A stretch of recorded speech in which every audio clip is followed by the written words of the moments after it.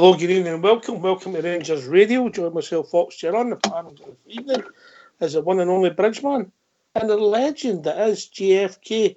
How we doing, gents and Bridge? Evening, Oxshire. Good evening to the guys in the panel. A massive good evening to the boys in the lobby and to all the Rangers fans listening in all over the world. Good evening. Fabulous weekend coming up. Good evening and welcome to Rangers Radio. It's amazing what a few goals does in the result, Bridge. Oh, it cheers me up. No end. Brilliant play. Really clever play. Happy, very happy. Yep. We might have stumbled on something, but I'm sure we'll talk about it later. First things first, Bridge. Our official birthday shout out for the one and only All Mac. Yeah, that's amazing, isn't it? Oh, mate. He's a Dean Martin of Rangers Radio, mate. Always lived his life hard and enjoyed himself, mate. I love it. So many happy returns, All Mac. And I hope there's many of them, mate. Happy birthday to you. Happy birthday to you. Happy birthday. Happy birthday to you. Happy birthday to you. Happy birthday. Here. All the best, mate, for myself and Bridge and everybody at Rangers Radio, mate. I hope you and the family had a great day, mate. Yeah, happy birthday, mate. Yeah, well done, pal, well done. Excuse me. Must be strange for you two, all your schoolmates having birthdays, eh? You're in good form tonight. You're in good form tonight, boy. You should be on the stage, pal. I've tried that, JFK. Fell off. I bet many brushes did you use sweeping it? I've done that as well. Aye. Not as easy as it looks at sweeping up, is it, Bridge? It's not as easy, right enough. Anyway, back to the football. Great performance last night. Great team performance. Let's be honest about it. We have a few standouts. Everybody's seen it slightly different. Started the game at a great tempo, JFK. Yeah, the first half hour, Oxshire, was as I said, I managed to get in the last 20 minutes of the show last night, and it was a beauty to behold. Some of the football we played that was absolutely beautiful. And I agree with the manager. I know we'll listen to that later on. But I think we just ran out of steam. But the third goal at the start of the second half killed the game as a contest. But no, we played them off the park. And the system we played actually amazed me. I thought, I don't know if this is going to work, but it did. So what did you say? It's a 4-2-3-1? I'd have said it was a 4-3-2, a 4-3-1-2. Who was up front? Who was the two up front for you? I would have said that Kent was a roving player. I would have said that Kent and obviously helping Defoe. But I mean, we're back four. We know what it was. But the middle three obviously was Arfield, Kamara, and Davis. And I think that Kent and Defoe up front. It's funny how people see it different, because I thought that Arfield was the closest to Defoe the whole of the half, and Kent was predominantly on the left, coming in for the left. I just think that Kent was made. It was getting a roving. Aye, you could go inside, mate. Aye, it was so. That's why it looked as if it was a 3-1-2. You know, so but no, it played really well. The football was lovely to watch, and the way the players were striking the ball. And, you know, we were sitting there last night and we were thinking, the pressure is off, and the fact is that we know we can't win the championship, and we can't win anything, but they played with a lot of confidence last night. So maybe they need a bit of more pressure on them next season to try and compete with the pressure, because that was brilliant to watch last night. I thoroughly enjoyed it. Bridgeman, it was the tempo for me, the speed of the passing. There was a bit of movement. Davis can take the ball, Kamara can take the ball, Arfield can take the ball, and even Defoe, and then you throw in Kent and Tav on the other side of the wings. A good team performance. Oh, yeah, I think overall, very good team performance, and you're right, tempo was excellent. Once again, we'll go back to that first half hour. I thought Rangers swept them off the park, with the exception of a wee 5-minute spell where they got a couple of corners and a free kick or something. And the only complaints I've got about the whole night last night is, one, we didn't score enough goals when we had lots, but it could have been 4-5-0 there easily. And two, we're still quite poor at defending free kicks and corners. Mm-hmm. And our goalkeeper had a couple of nice saves out of that. And one save, Bridge, one save. No, I had a couple of good saves, pal. A couple of good saves. They go on tipped over the bar, and then one came in. It did well. The keeper did well. But all I'm saying is that we still, last night, we failed 3 times. We failed to clear our lines at free kicks and corners. Look, that's all I've got. That's the only complaints I've got. So, but from that point, there was only 2 other incidents in our game that, what for me, negative-wise, that was worth even talking about, and that was Worrell unfortunately gave the ball away, caused the chaos, and Grezda gave the ball away, caused chaos. So those 2, other than that, we were outstanding the whole night. Outstanding. I think it was in the sort of sections, if you like, for me, GFK. I think the first half an hour we were just, 2-0 flat attacks, if I'm being honest, in my opinion. Then it went a wee bit flat. They had a couple of corner kicks, good delivery, and put us under pressure. But that's what happens against set pieces.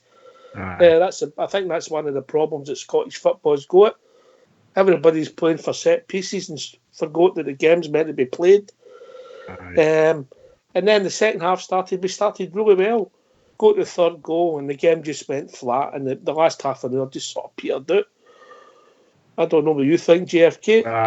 You're 100% right there, mate. As soon as Scott Arfield scored the third goal, it was the game was done. They always say that when it's 3-0 up, very rarely do you come back for that, you know. But we just took our foot off the gas, and the gaffer did say that maybe it was a bit of fatigue after Sunday and things like that. But I'm like Bridge, man. I was disappointed in the fact that we didn't manage to maybe put another 2 or 3 in the net. Set pieces, I think it's something we need to work on a wee bit more. I think the problem is, mate, there we've got football players. We've got Arfield, we've got Jack. Arfield, and you've got Stephen Davis, and you've got Defoe as a centre forward, Ryan Kent. Yeah. Tav and Flanagan are the biggest in the world. So, these teams they're all playing guys at 6'3" that necessarily can't play. Yeah. And then when you do get a set piece, you're going to be under pressure because you're playing against giants. Aye, but see, like you're talking about playing football here, and I think the Bridgeman will agree. Obviously, where you're based, you're watching it down south and that. But sitting in the stadium and that, when Stephen Davis was on the ball, it was like watching Stephen Davis at old. Some of his running and passing was fantastic to watch again, and that was really pleasing. Everybody was commenting about that. Would you agree with that, Bridge? Yeah. Oh, for the Stephen Davis part. Oh, yeah. Yes, pal. Yeah. He was. I'm betwixt between Stephen Davis and Kamara for my man of the match. I would give it to Davis, to be honest. Yeah, just edge it, because I was pleased to see him the way he was playing. I think he's been threatening that, but only in short periods, and he's still, to me, a wee bit match fitness missing. Because you couldn't see that last night, but you covered No, I'm saying a wee bit match fitness, because sometimes it's in the thought process. There was one incident near the end. He was running down the inside left position, and you knew he was going to put a nice ball through for Kent, and Kent made the move and he put it out to the wing. So that's what I dropped it. I remember. Yeah, it was only that one moment. No, I thought he had a great game. I think even a wee bit. I know I'm being a wee bit hard. I'm saying that's the only mistake I saw him making. Yeah. So that might just be, I don't know, maybe he was tired at the end of the game, I don't know. But he had a fantastic game for his last night. His passing was excellent. He's running unbelievable. A bad pass, Bridge? I'm saying that it was a bad pass. That's all I'm saying. In the past, I've been quite critical of Tavernier, as you know, but I thought he had a great game last night as well. He did indeed. Fantastic game. As I say, there had been 6 or 7 players there, but that I thought performed to a great level. But for me, I would. Stephen Davis was my man of the match, followed by Defoe. So I couldn't argue with that, JFK, but I gave it to Defoe, and I'll tell you why. I never seen that coming, Defoe's performance. no, I didn't see it, mate. The way he took the ball in and got involved, I just didn't see that coming. And he could have had a hat trick, goal chopped off, just offside. And how the linesman spotted that Ryan Jack got a totty, I don't know, but he did. I know. He scored a good goal, great finish. Then he had a great move. That would have been in a fabulous. All right, we got the goal for it, but it would have been a better goal if it would have run for Defoe. So he could have easily had a hat trick. Oh, definitely. Have to agree with you there, Oxtair. That was a wonderful move from the centre out to the wing. Beautiful pass. Lovely ball across again from Tavernier. Beautiful ball. And Defoe right on line. Goalkeeper made a fine save, I must admit. But Arfield following on very well.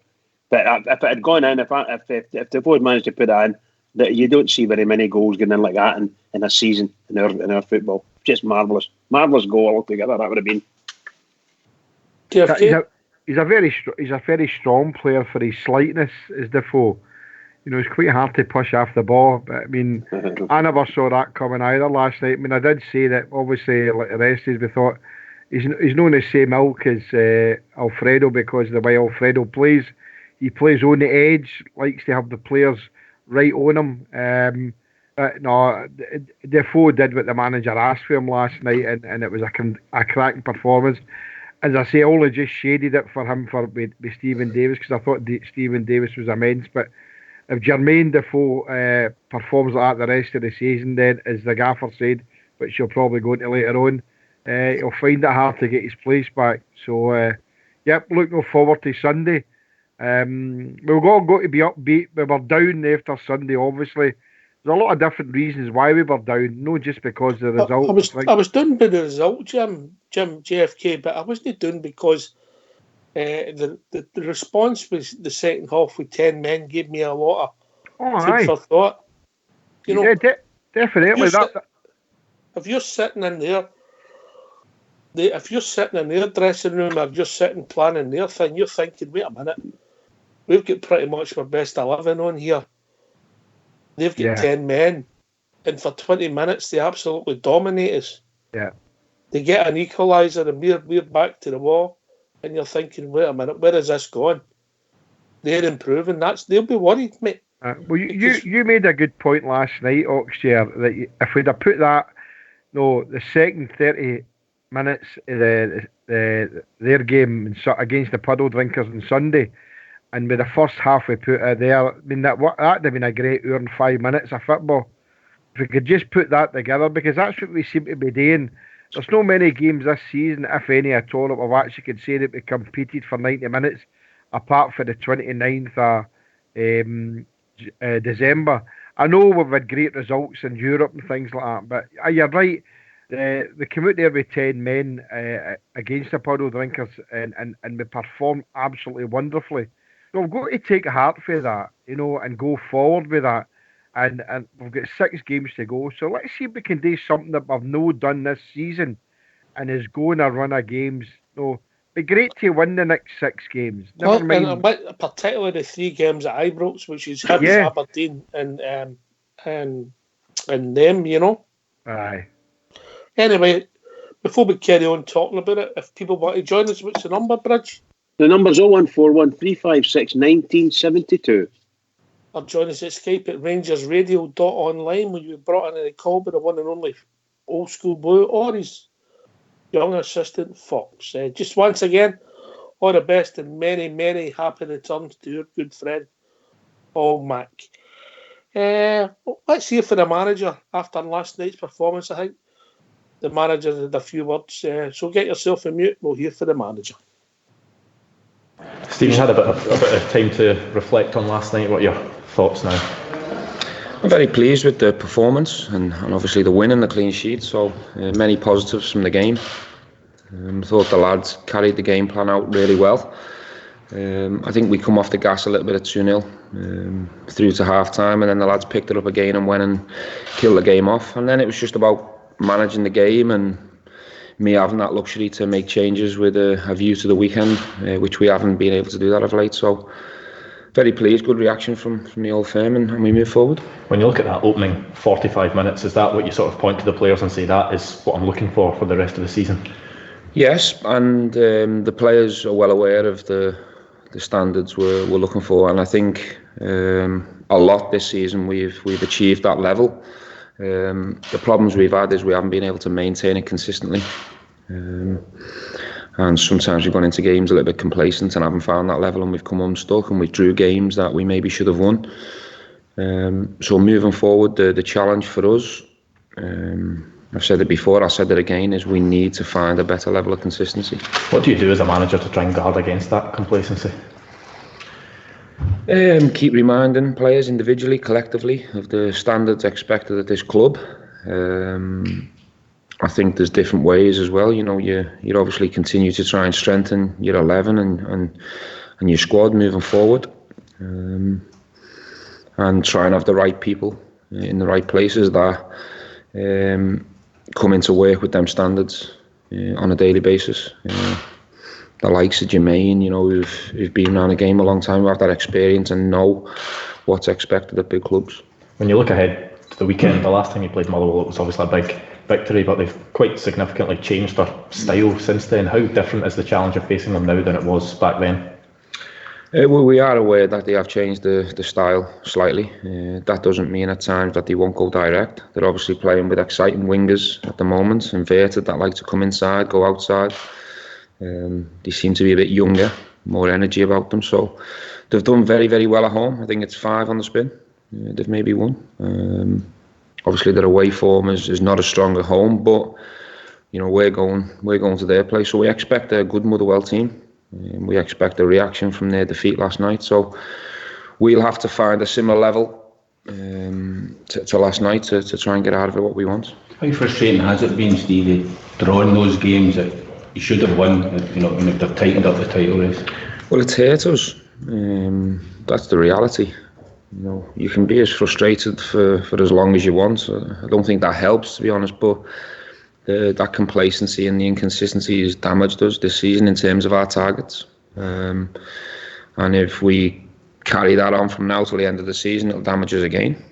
And obviously going into next season, that's for me to address. We'll analyse the season as a whole at the right time, and we'll analyse what we've done really well and where we fell a bit short, and I'll try and obviously fix them problems that we've had. If results go certain ways this weekend, Celtic can be champions again. Is it now just about keeping the title race open for as long as possible? No, it's just about us winning the next game. The challenge for us is Motherwell. That's the next challenge, and we do everything we can to go and take maximum points. And if that delays it, then good. But for us, the focus is just on Rangers and us winning games. Stephen, your thoughts on Ryan Kent's here? You know, the club contested these 2-match ban. What's your thoughts on that? Nothing. We wait to find out what the next step is, and we go there. We spoke to Ryan. We spoke to other players around the incident. We've got our version of events, which are totally different than what we feel is being reported or what he's being accused of, and we'll challenge it and see where we get from it. What do you feel the difference is from what's been reported to what you understand it to be? Well, we don't think it was violent conduct, and we don't think it was in the face. Simple as that. Do you think the photograph gave a wrong impression? Yes, I do, and it's always easy in hindsight to look at pictures that look worse than they are. I've known Ryan since he was 8-9 years of age. He hasn't got a violent bone in his body. He's never been involved in something like this before. I think Ryan was just merely pushing him away to get him out of his face after being provoked. That's our side of it, but we'll see what the 3 people on the panel think and Claire, and we'll see what comes from it. You may be surprised that of all the incidents in the game that Ryan Kent's only went so far to be brought up in front of the panel. Look, the old firm's gone. It's in the past. We drew a line under it. Of course, I'll answer your question on Ryan Kent because it's relevant in terms of moving forward. But we've moved on. We've played hard. We've won a game. Our focus is on Motherwell. So I've got really nothing else to say on it.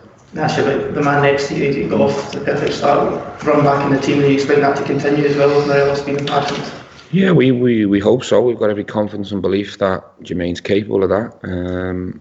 Knowing him better than most, he's probably been a bit frustrated with me in terms of game time and minutes. I know him very well. But yeah, I mean, I spoke to Jermaine. You know, he's come in, he's done really well, and I've got every confidence he'll continue to build on last night's performance. He'll start again at Motherwell, and we'll go from there. Jermaine, can I ask you about your Old Firm experience? So I get back to it. Yeah, obviously it was a good experience. Obviously, it would have been better if we'd won the game. Having played in other derbies, when I first signed, I bumped into Graham Souness, and he said it's the best derby you'd ever played in. I was like, really? But yeah, I mean, it's a special game. I mean, as players, they're the games that you want to play in. It's a massive game. Atmosphere was electric. And yeah, of course, it would have been better if we'd won the game. I thought we played well, to be honest. Probably played better when we went down to 10 men, controlled the game. But, you know, like the manager said, it's gone. Good experience for me, obviously, my first one. And yeah, look forward to the next one. Have you played with young strikers before in the past who've been perhaps a bit hot-headed, like Morelos? I think, you know, yeah, of course. You think about the best forwards. I mean, Wayne Rooney had a little bit of that when he was young. I think it's a part of growing up. As you get older, you become more experienced, and you realise that you really need to get involved. What I would say is that, you know, when you're a threat, you're a top player, defenders don't want to play against you. They try and provoke you, and sometimes you react. I had a little bit of that when I was at West Ham when I was young. I used to get involved, got sent off a few times, and you get older and you try and switch off and just focus on the games, focus on scoring goals. And you know, with Alfredo, I'm sure that in time, you know, he'll you know, just sort of like blank it out, and he'll become better at that. What steps did you take to calm yourself down, as it were? Just wanted to stay on the pitch, missing games, opportunities to score goals. It was as simple as that. And you can see, even last night, you can see, but you know, Alfredo's in the change room. You can see his body language. He's gutted that he couldn't be involved because he loves football. You know, he's a goal scorer. He wants to play. He wants to score goals. He's an international. So now, if you're getting sent off and you're missing games, you know, opportunity where you can get your goals. I think he scored 29 goals. You can finish the season with 30 plus goals. So of course he's going to be frustrated, but of course he will learn. The manager says he thinks you've been maybe a bit frustrated on the sidelines now that you've said you're going to get a run of games. Do you feel that this is your chance to really sort of catapult and kickstart your Rangers career properly? I think it's always your chance, even if you don't start and you come on. I think especially as a forward, where you come on, you know, you can, you know, get a chance in the last minute or wherever it is. So for me, I've always been like that. I've always been focused and always work hard every day in training. I think it's important that, probably more important, to, you know, train even harder when you're not playing, because, you know, when called upon, you have to be ready. Steve, is it easier to leave out younger players than experienced players? No, for me, I picked the best players. Players that impress me on a daily basis. One thing I'd say about Jermaine, whether he's in from the beginning, he's on for 2 minutes or 20 minutes, his focus and his professionalism hasn't changed, his application. And not just the goals and having Jermaine on the pitch, the way he's been around the place. I think he's been an example to a lot of the team and a lot of the squad who are young, who look up to him. And that was what we spoke about as well. It wasn't just about bringing Jermaine in for the pitch, it was the example and the leadership offered as well, and he's been fantastic. Well, 6 games to go, of course. Is there still players here who are playing for the future? 100%. 100%. And that won't change, because we are at a club where complacency is not accepted. People who drop the standards is not accepted, or people who get comfortable. Not just because of the situation we're in. If we were in a title race now, if we were ready for a semi-final, or things were a lot rosier than they are, that'd still be the case. Is that the challenge to the players in these last 6 games? Well, you find out a lot about players over the course of a season. You find out a lot about players when things are going well, when setbacks happen when individuals maybe drop form or are not at the best. You learn an awful lot about every single individual. But you're always looking to see whether they can cope with the Rangers experience. And some have thrived in it. Some have been with me all the way through the good and the bad, and I have always had a good feeling that they want to be part of this moving forward. Some have fell short, and at the right time, when it's possible, they'll be moved on. Can you put a number on the players you think may come in next season and go out? No, I think that would be impossible right now. The only thing I can say is we will try and add more quality to make our 11 stronger, which will naturally make the squad stronger. There won't be wholesale changes like there was last season. We felt that was needed at the time. We don't think we're as far away as certain people think we are, or maybe the gap in terms of points. We don't think we're that far away. But it's quite clear that we do need to add more quality to make us improve and grow and get better. Stephen, I think this is your first experience of the split. What's your thoughts on it? I mean, we throw up some great games towards the end of the season. Yeah, I think it brings a lot of excitement to the end of the season. I think when you've only got a small amount of numbers in a league, I think there's a risk towards this stage of the season if teams have got nothing to play for, or you're playing the same team for the fourth time, maybe becomes a little bit predictable. But I think with the split, it makes both ends of the table exciting for longer. So I'm probably in favour of it rather than the previous routine. Just actually injury updates. Is Jamie Murphy expected to play against this season? Jamie Murphy's got a small chance of being involved in maybe the last week or two of the season. A small chance, but he's progressing well.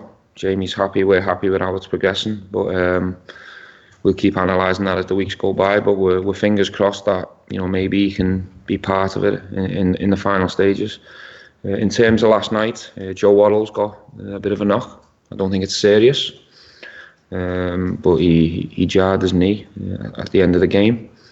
Everyone else has come through. I'm sure there'll be a few tired legs after the last two games, so it's important we recover well and we're ready for Sunday. So is Joe out or is it just a doubt? No, he's not out.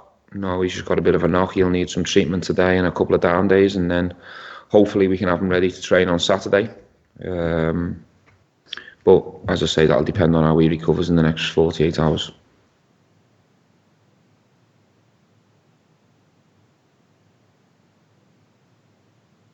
Thanks for that, folks. Very honest, pretty a lot of stuff similar to what we were speaking about in the last couple of days.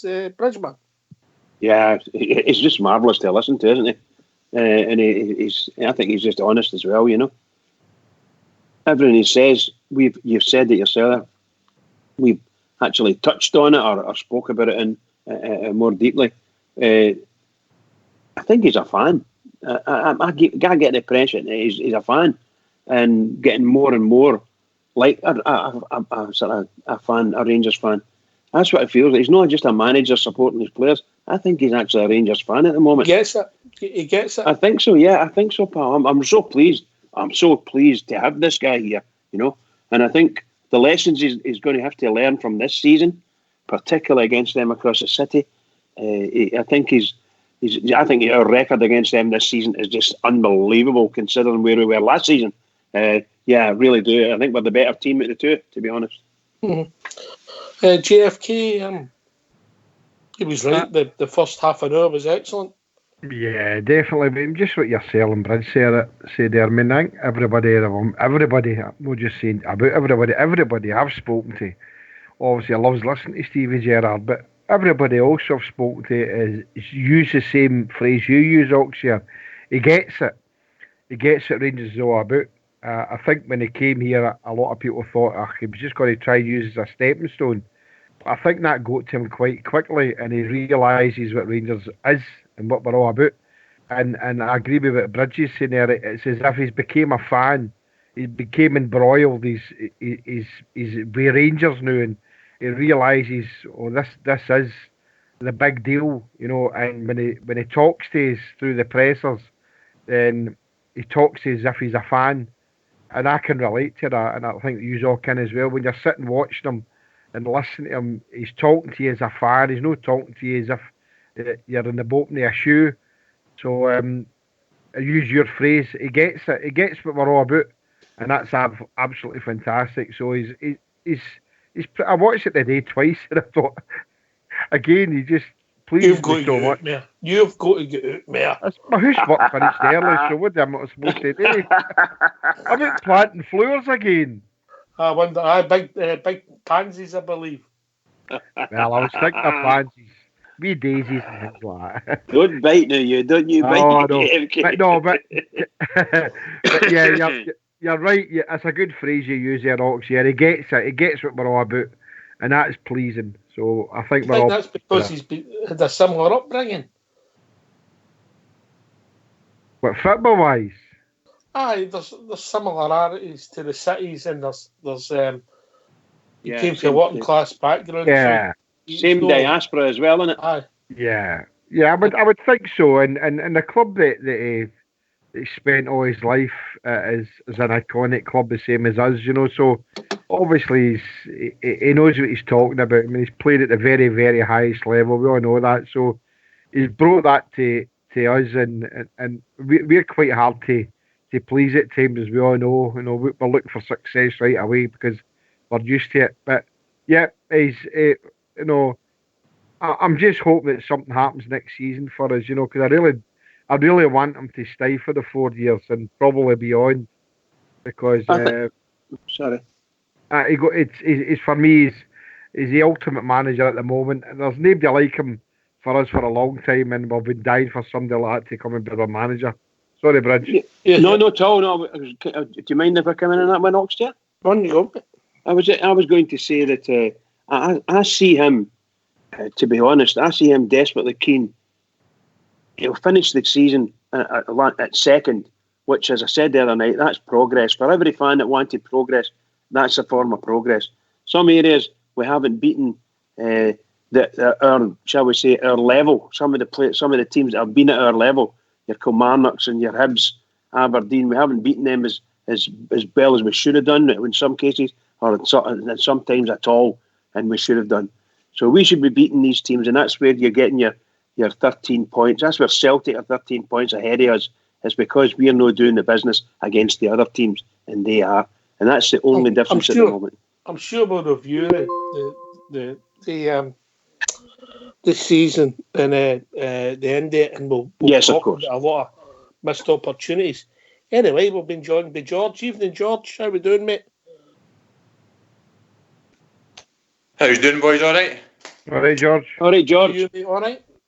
Aye, good. I watched that game last night. Sitting there watching that game last night, Ox. I thought we were good again. Again, we were all doing on Sunday, and again, like I said, well, that's it, earned done with on Sunday and things like that. That's fair enough. But for the fans to come out last night, first of all, I think they said 49,000. I would say it was probably about 39,000 if we're honest. There were about 40,000 fans here last night. A fairly good atmosphere. Obviously, we've got the early goal to use that good atmosphere. Steve Davis took a game for me, Ox. I thought about 10 minutes before the end of the game, I said to the boy sitting beside me, I said, Steve Davis is man of the match tonight. I thought he was excellent, Ox, and he was excellent right to the end as well. I thought he was really good. Kamara was really good. I'll look at positives for going forward, Ox. Of course, there's negatives to take for what happened on Sunday, but you just go by that, and I think there's a lot of positives to take for us going forward. I said, I think it was last week, I said, I think we've got the basis of a fairly decent team. I'm not saying we're world beaters, but we've got the basis. Again, we've not beat Hibs, and we can't beat Aberdeen and things like that, but we're still second in the league now with a big margin. So if we can get these 4 guys that Stephen Gerrard's talking about, these box office players, Ox, and put them into our team, not into our squad. It's no squad players we need, it's team players we need. Boys like Candice and that become, either they move out or they become squad players, and we get that next level of players, whether it's loan players or to replace your Worrells, or whether it's actual paying big money. I think we're not that far away, and I was quite positive watching the game last night, Ox. Jermaine Defoe surprised me. I thought he was really good. Steve Davis, I thought was excellent, and Kamara I thought was excellent. You couldn't really pick between them. For me, I would say Jermaine Defoe was man of the match. An awfully clever player. When you actually watch him, Ox, he's maybe a bit more clever than maybe you've got, because the things he was trying to do, people weren't reading it and things like that. So I was quite positive after last night, Ox. You're a good judge, George. You're a good judge, because I gave Defoe man of the match as well. Who did you man of the match, sorry, Ox? I gave Defoe man of the match only because I didn't see that performance coming. I couldn't argue with Davis. I couldn't argue with Kamara, Tav, and even Arfield. So I think after the boot in the solar plex we got on Sunday for the boys to come up, it would be easy for us to turn around and say after Sunday Ox Ken I won nothing or I won each and things like that and say, well, Ken, we took a series in on Sunday, but we came out and performed. I think it should have been 5 or 6 to be honest, because we had the beating of them over the park. We took the foot off the pedal, 15 minutes to go for the end of the first half and the end of the second half. But I thought a lot of guys were good in there. I mean, for me, I keep on saying we're 4 players away. I think we're 4 first team players away from having a right good team. That's maybe replacing Worrell, a striker, a midfielder, and that's me including bringing Big Ross McCrory into our midfield. I think he'll be in our midfield come next year. I think he's still just that wee bit raw, but next year if Gerrard gets his way, I think Gerrard will work magic with wonders with that guy. And if you get Steve Davis and who's the older heat, and maybe him and the younger heat in there, somebody alongside him, I think we've got the makings of a fairly good team. I'm not saying we're world beaters, but I think we're getting there.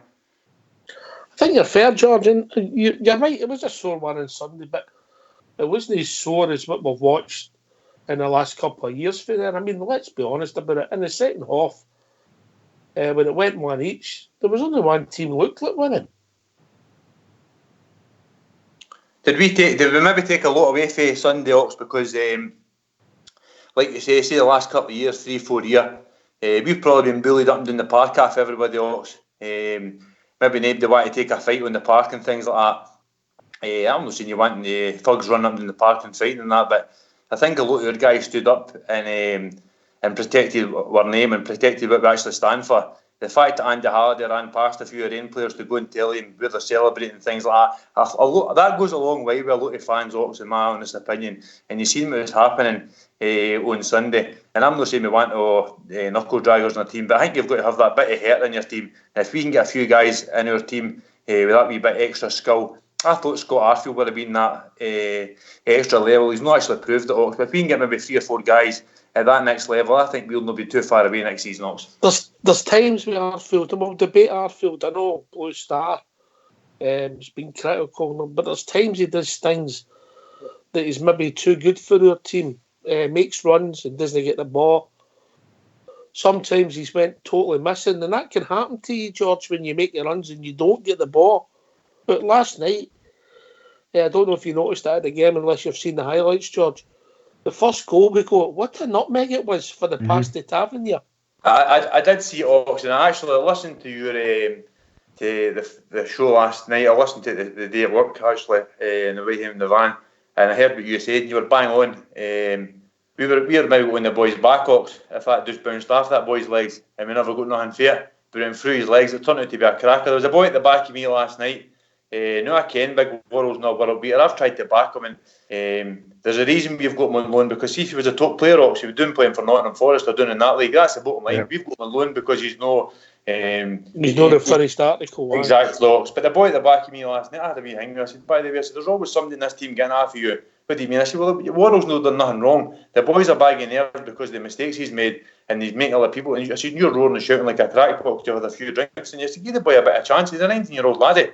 I said, maybe in 3 or 4 years' time, he can maybe go on. But it's just, they're always looking for somebody. It's a Rangers way, Ox, and that's probably the bad part about Charlie Adam. A lot of other guys have had it in the past, but if we get somebody in there, Bridgman's always been right about if we get somebody in there, is Goldson the answer? I don't know if he is, but pay 3 million for him, so he'll be the one that's staying in there. Big Katix, I don't know. Maybe get another centre half in there and find out what's happening with Barisic. Our defence is probably pretty sorted.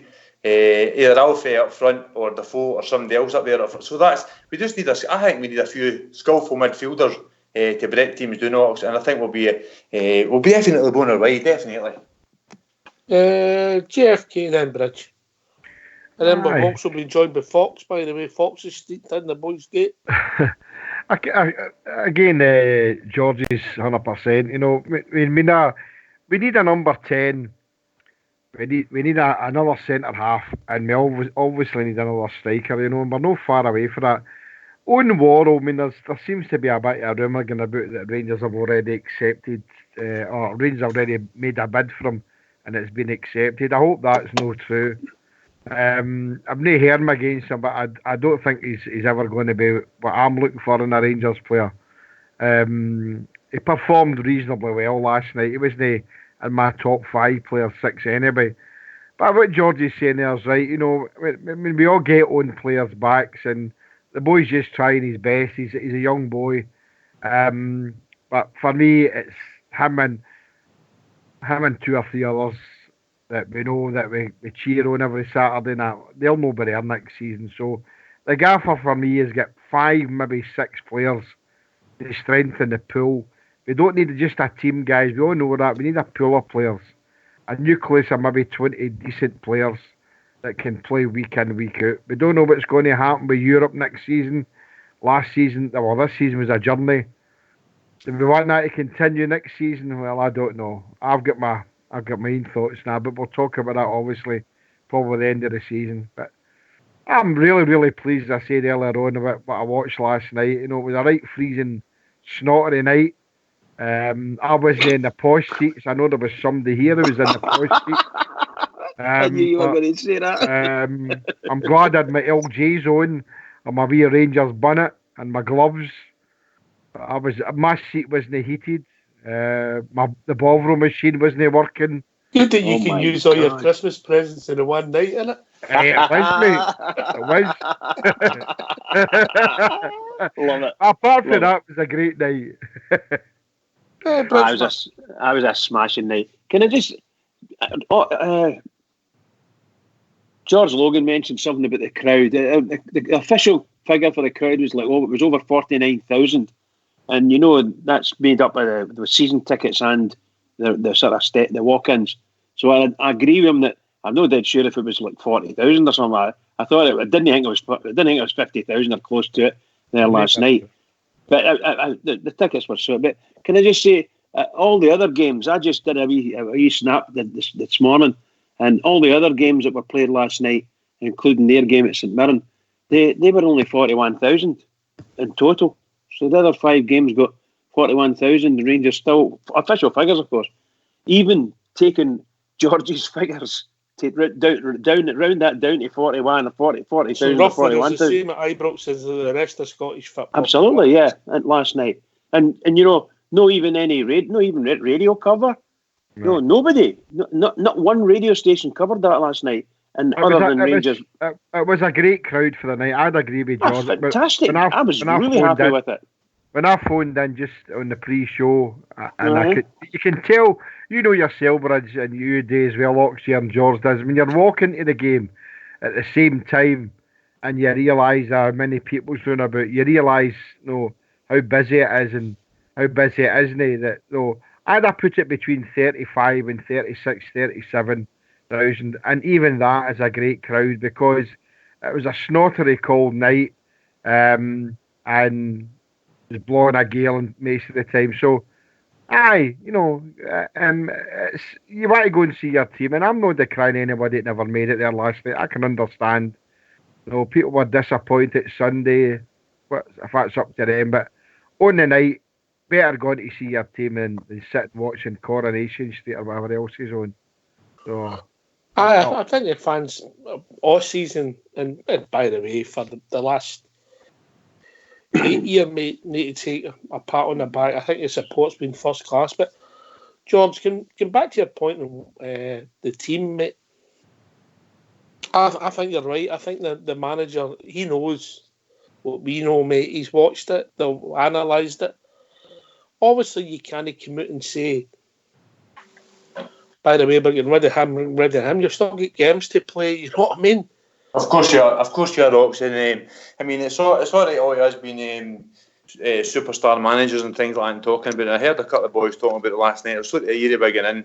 These guys seem to know what they're talking about, and they were saying, Ken, I think, but they were trying to make out that Gerrard and his backroom staff, Gary McAllister and that, maybe didn't realise the standard of Scottish football. And I just butted in. I said, well, let's talk about this for a second here. I said, we've got guys for Liverpool in, who now you're saying, the wee boy Ajaria, the wee boy for France we got on loan. They're not good enough anymore. But at the start of the season, a lot of the Rangers fans were raving about these guys. So us guys who have been watching, no you in particular, I'm just saying, us guys who've been watching Scottish football for the last how many years and been watching Rangers and back in this league for the last couple of years, thought these guys were good enough. So Steven Gerrard maybe thought they were good enough as well, and they maybe weren't good enough. He maybe got caught in the hop as well. But to go to the next transfer window, and you've got brought in Stephen Davis, who's now looking like a better player, and Jermaine Defoe, who's looking like a better player. He's maybe realised that calibre of players, young laddies for Liverpool and that, maybe done at the start of the season, but that's not got to do now, and it's not got to do next season. So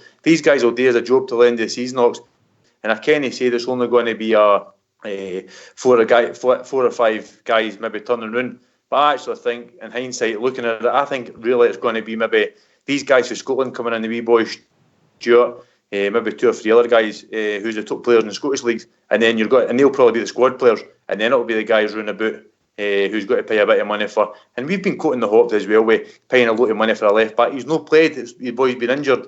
Wee Gresson has been injured as well, so we've had a bit of bad luck as well. For all he's brought in young laddies, I maybe never expected to play them as much as they've actually played, Ox. And maybe he's been caught in the hop a wee bit as well. Murphy and Dorrans too, George. Murphy and Dorrans. Well, there's Dorrans last night. Murphy last night. Bridge said he'll not play for the rest of the season. So that's him out for the full season. I just asked him, I was talking to him last night, and he said he'll not play for the rest of the season. So whether he started running, but they maybe do say who's that? Murphy. Jimmy, they said he'll not play for the rest of the season.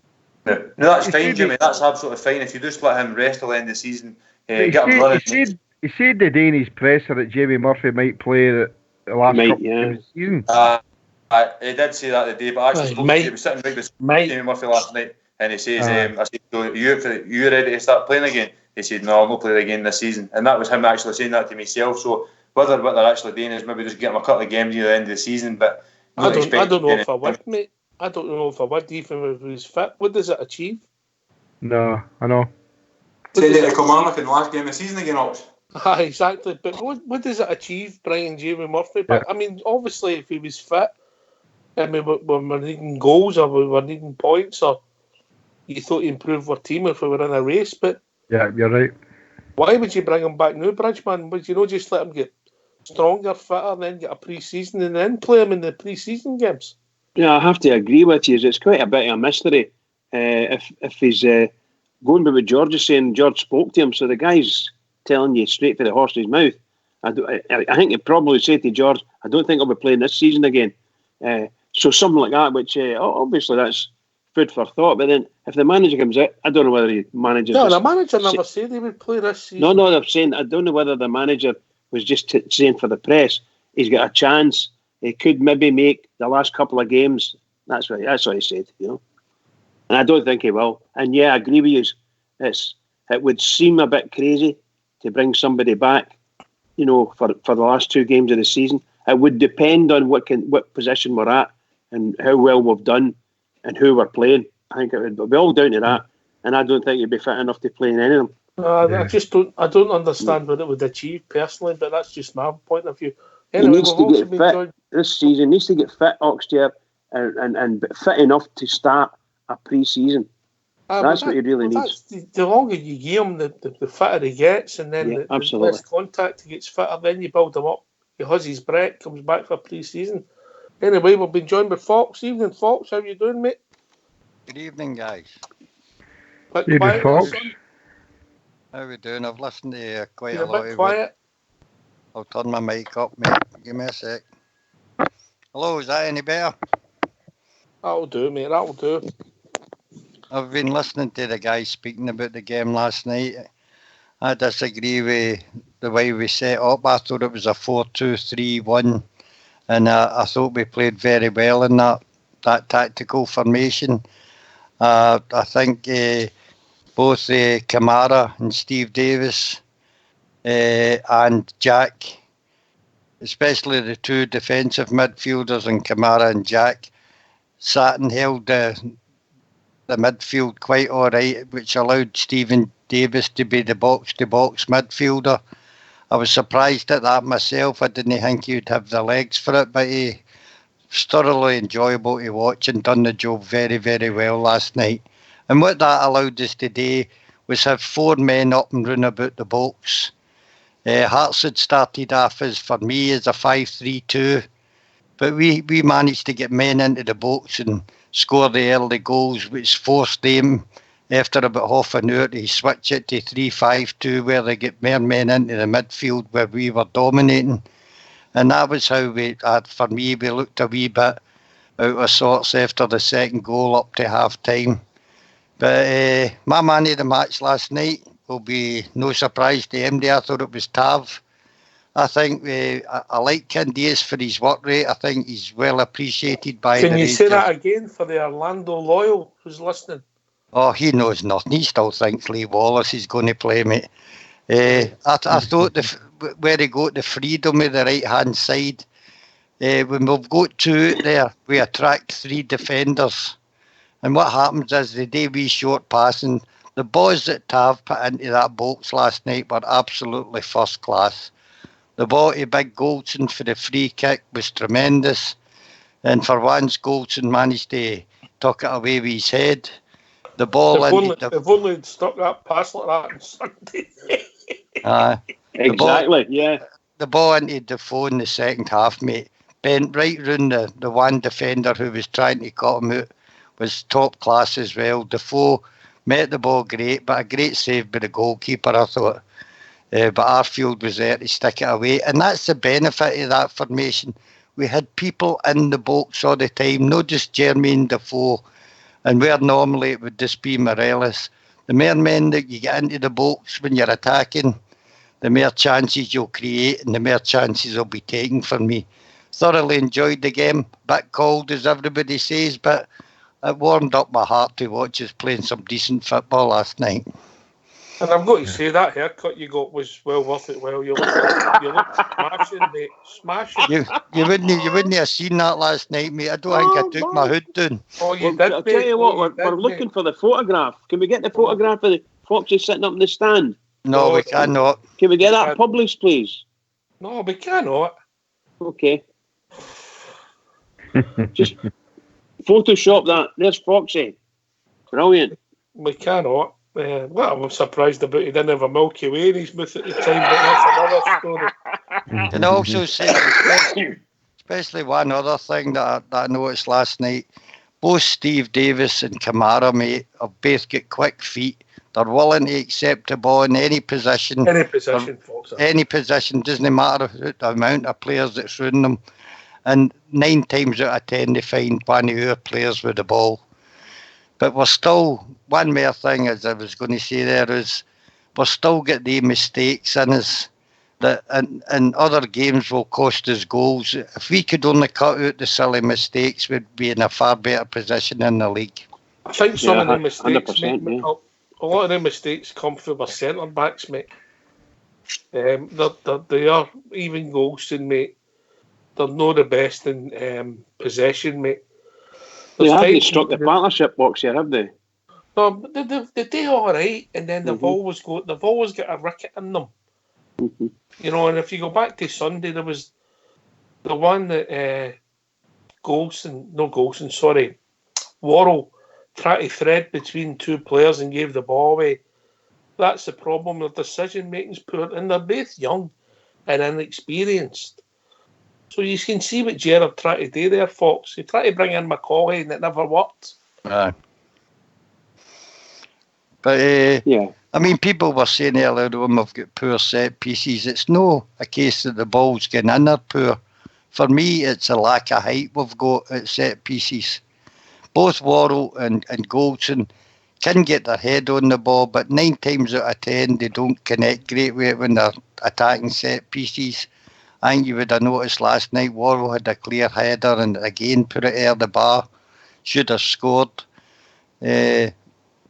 I think we need 2 centre-halves. I know we'll probably not get them, but I just don't think they're strong enough in the air, mate, for me. All right. Opinions. So if people want to join us and give their opinions after the tune, what's the number, George? 0131. Oh, George, wrong side of the city. Oh, my.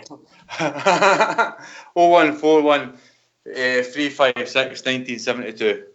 Well done, George. We can set up in another city if you want, or you can join us at rangersradio.online. We've brought in the call, but I want an only old school blue. George, in you come. See just what Fox was saying there, and I'm not going to pin his leg and tell him it's raining, but I thought some of the boys Tav was putting in their boats last night were absolutely fantastic. And hindsight's a great thing. Obviously, I would prefer for the 40 to be on there instead of a big laugh area, but that's the kind of boys that are laughing at a big boy. I mean, the boys were just swinging in, absolutely perfect for them last night. 2 cracking setups for the 2 goals, but some of the boys that were getting winged across, and Ryan Kent's boys, but some of Tav's boys were absolutely frightening last night. He needs to find some confidence for some of the rocks, because he's definitely a player. And I keep on saying, the boys he puts in the box are frightening. I didn't think he's the greatest defender in the world. Of course, I've said it before, but if we had somebody in there that could take some of the crosses like Fox was saying, just to get on the end of a couple of them, would be absolutely frightening. You know, George, it was like turning the clock back to his last, when we were in the Championship, actually. I said that last night. But his passing was unbelievably good. Oh, just great stuff. Just great stuff. Maybe Sunday was a joke for him, but just quickly, is there a better right back in the league than Tav? No, for me, there isn't. Not at all. If you ask the press, they'll tell you Kieran Tierney at Celtic, both right back and left back. Right, okay. And another thing, I think his defending's improved. He gets a lot of blame for being out of position, which I understand, because that's the way he's been asked to play. He's an attacking fullback, so he does get caught up the park. But I don't think his defending is anywhere near as bad as everybody makes it out to be, mate. I think he won the ball 7 times out of 10 when he goes in, win it cleanly. He doesn't foul the person to take it off it. It's just good, strong tackling for me. Some people don't like that. They think that they should go in like Flanagan all the time and absolutely wipe out the attacking player. But Tav's fly, he wins the ball and then he distributes it well to where he is. So he has got the odd mistake, well, more than the odd mistake in him at times, like happened on Sunday, where he was short with the pass back to, I think it was Goldson. But, I mean, I kind of blame Goldson for that as well, because the ball was short without a doubt. But if Goldson continues forward, mate... I watched that again, and I don't see that. But he's already on his heels, mate. As soon as he realises it's a short ball, he should have kept it going out. It was just a bad pass by him. But once he can't blame anybody else. Once he backs off, he allows McGregor 10 You yards were of doing really space. well there. You were doing really well there, Fox, up to the end, mate. Ah. Yeah. Anyway, get yourselves on mute and we'll have a tune.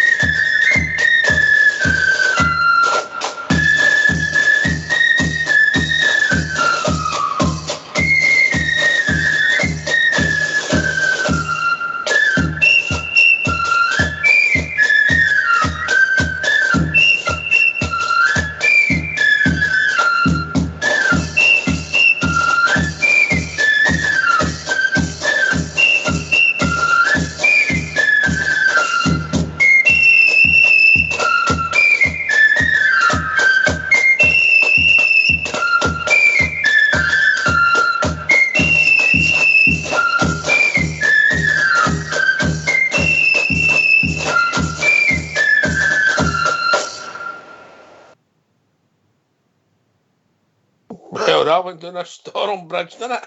Mm-hmm. Some amount of dancers, wasn't there? Some amount of dancers.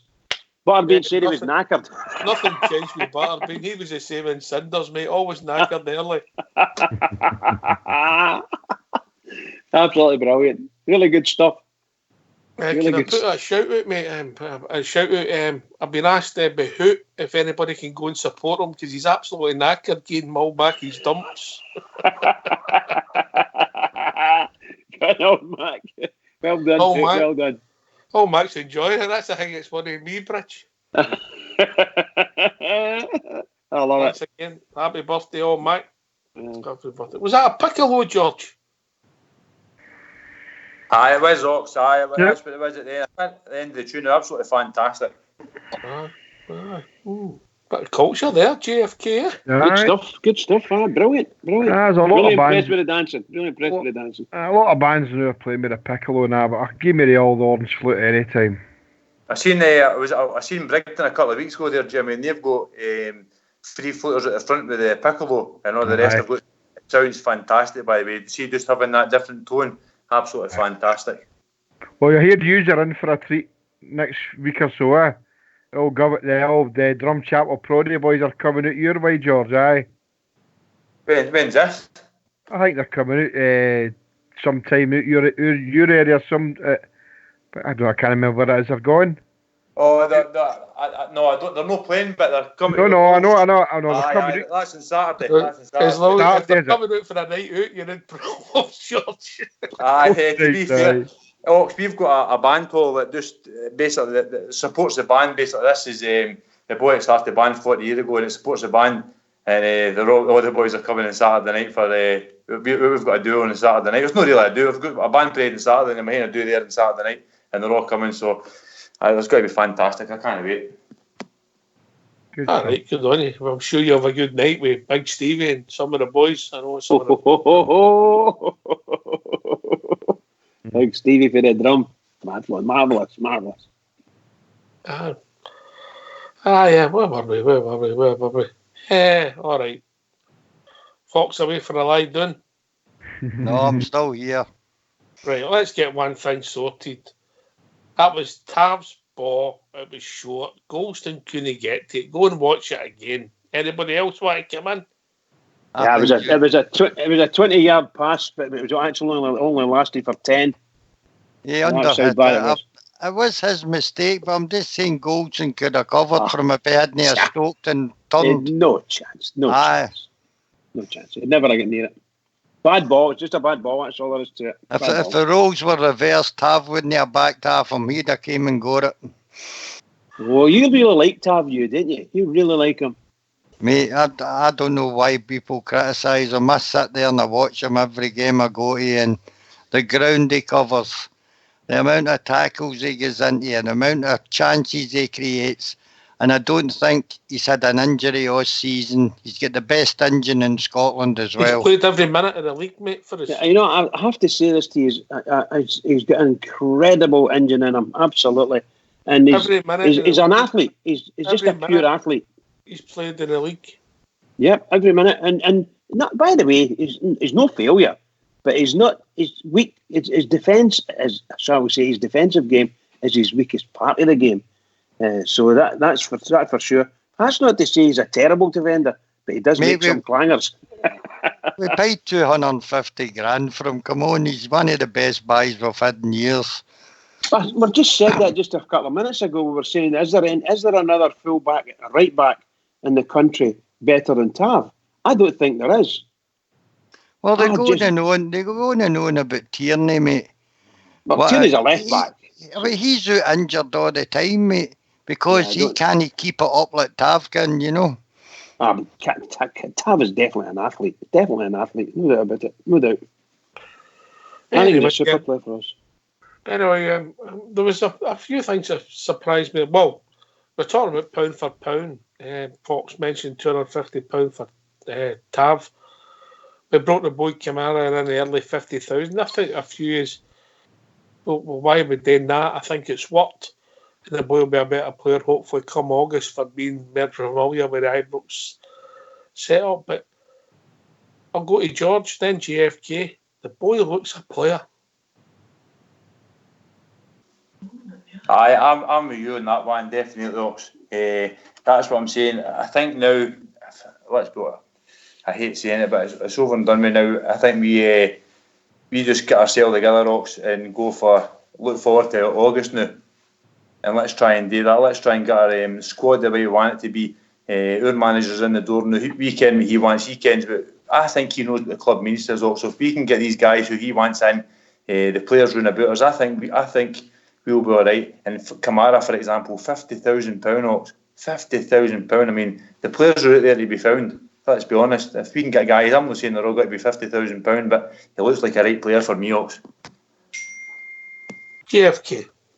Yeah, I said it at the start when we bought him, didn't I? I said no. I was a wee bit dubious about. I was same as Bridgman about spending any money to give any other club's money, but I'm glad that we did now, because I said at the start he started to look like a player, and I think he's going to be a fantastic player for us next season.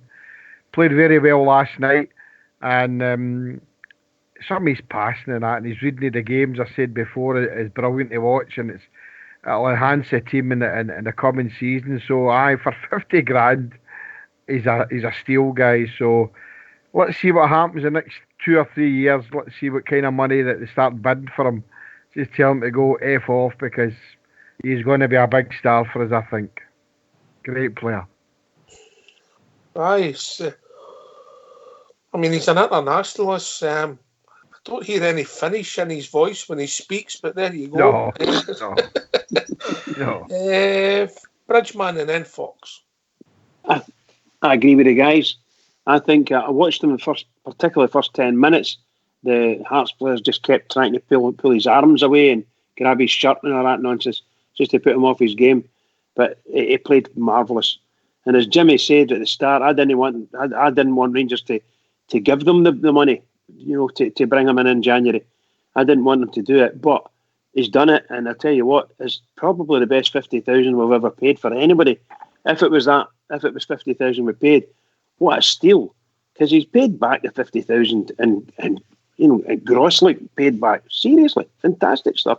And yeah, a couple of guys I sit and talk to, they were talking last night, and both of them said he's going to earn us a lot of money. That boy, he's got it, definitely got it. He's played against all the big teams, and he's never let him down. He's never let himself down. And what a performance he put on last night! As I said to you at the start, Oxley, as far as I was concerned, I was between Davis and Kamara for man of the match, and I gave it to Davis. Sorry? You couldn't argue with that. I mean, that's the problem. Yeah, it's true. It's true. No, I think he's going to be. He continues the way he's going. Continues over to into next season. He's virtually a first pick, isn't he? He's virtually a first pick now. After last night, who can stop him? Who can stop him? Marvellous stuff. Fox. Aye, good player. I would like him if he could bulk on a bit another stone, mate. He's slight and he's build. I think he could be wasted as a defensive midfielder. I think he's got more to his game in that. And I'd like to see him venturing forward a bit more, because he can find people with the ball, and I think he could create a lot better. I think under Steven Gerrard and Gary McAllister, maybe during the close season and going forward, can get him to be more adventurous. Goodbye for me. And that wasn't a goodbye. I was just going to ask you that. It sounded like that. He was a goodbye. See on that one there, Ox. I mean, again, we're talking about Kamara, and that's got to be one every. I couldn't even tell you the last pay we got a player for that kind of money. Again, we got Canadian and Boyd and things like £200,000, things like that, right? But I mean, that's a £50,000. The guy's fitted straight in to our team. We've brought another guy who's been worth more money, cost us more money, and just not fitted in. It's just not worked out. He's had a wee year in Scottish football. However long he's been in Scottish football. That's the thing. I don't even know much about the guy. But if we could find another couple of them, just gems. I think he's just a genuine gem. I think we're found Docs. But we're talking about centre halves, for example. You're not going to find somebody like that. I mean, there's that big boy up at Aberdeen. they're rating him at £5 million. And to be fair to them, they're holding out. They've had offers of 3 and 4 and things like that, and they're holding out for the £5 million offer. So what we've got in centre half is probably as good as we're going to actually get Goldson and Big Katic, unless you're going to go to that complete and utter next level, £4 and £5 million, and pay your boy Jake Hingway for doing south and things like that. So it's all right picking up the old 50 grand guy, but I think we've got to be honest about it. We're not going to go there and pick up any better centre halves for less money than we've actually got to now. What we've got is probably about as good as we're going to go get at the centre half position. Also, if I'm being honest, It depends, George. If people out of contract, you're going to pay decent wages to go to the next level. It depends how you go about it. If you go with the transfer fees, or you go in freeze and you give people at a higher standard big money, you know. So I mean, Kamara. Let's be honest. Kamara was coming in as a free transfer in the summer, and we paid the money because obviously it suited both parties. So a deal was struck. that's right, Ox. But when you talk about centre halves and things like that, I mean, Kamara's one of the guys that you find, and it's just going to be. We're lucky to find a guy like that, but like you're saying with centre halves and things like that, I mean, I don't think any team down south has got to let a guy maybe who's worth £2 or £3 million, £4 million run his contract down. I think they're going to want that wee bit extra money for him. So I think what we've actually got in centre half to do, as good as we've got, unless we've got to spend that next big level. And I know what to talk about them over there, but they spent £4 and £5 million for centre halves, and they're not that much greater. The big boy they've got on loan looks at that next level, but he's a £13 million defender, and that's the difference in defenders. Like, that's the difference in big centre halves and what you pay for. Their main centre halves off in the summer. That's what I'm saying, Ox. Goyata. Oh, aye. Aye, Well, you know his name. I'm saying Boyata and the other French guy. I didn't know his name. Well, I've forgotten his name until you reminded him who he was. The big guy's on loan for Leicester, isn't he? He's back there. I mean, Big Brenda will take him back there. So he's gone. Boyata's gone. I don't think Rogic will be there, but I don't want to talk about it. I mean, what they get is what they get. I mean, I agree with George saying. I mean, we need another centre half in there. You know, I mean, on the back for it, we've got take Worrell out because I'm hoping Worrell's not there next season.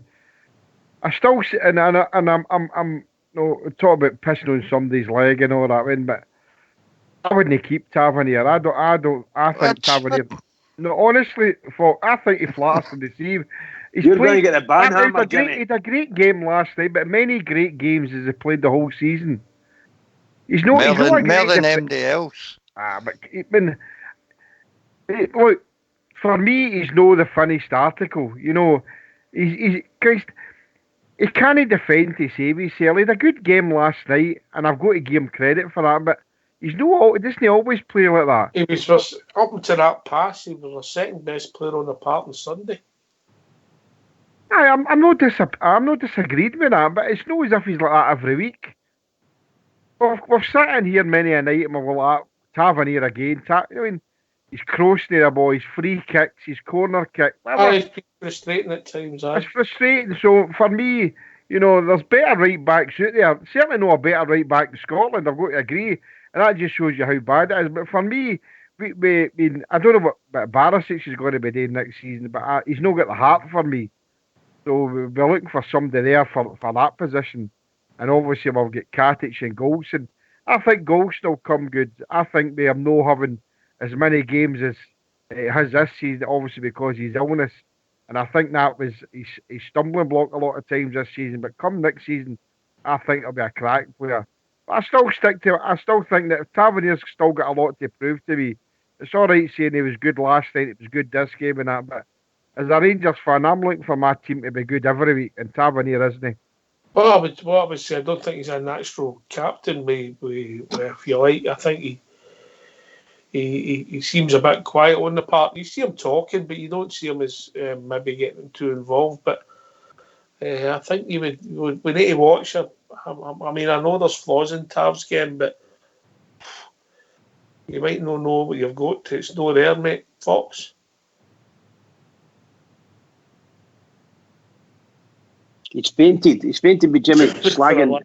He's fainted because Jimmy slagged Tavernier. I wasn't slagging him. I was putting my point of view here. I can totally understand where Fox is coming from. I'm not saying he's a bad player. I just think that I don't think he's Rangers You've class. killed Fox. How do You can't feel take about it back now, Jimmy. I'm not taking it back. I It's still on tape. I It's still on. think that we should go there and look for another right back for next season. Ah. And if we're going to keep Tav, I would push him a wee bit more forward. See, when he leaves, probably at the end of the season, mate, probably go for about £68 million to Brighton, mate. That's what. And then we get another full back in, and I can see us next season saying, "I wish we had a boy like Tavernier that I'll could tell put you the what. ball in." If Tavernier goes for £6 to £8 million, me and you are going to meet someday before the game, and all the drinks are on me. Can I come? You can come as well. I'm meeting you as well. I'm in. I'm telling you, if you think that Tavernier, honestly, Fox, is worth between £6 and £8 million, I'm sorry, pal, but no, he's no.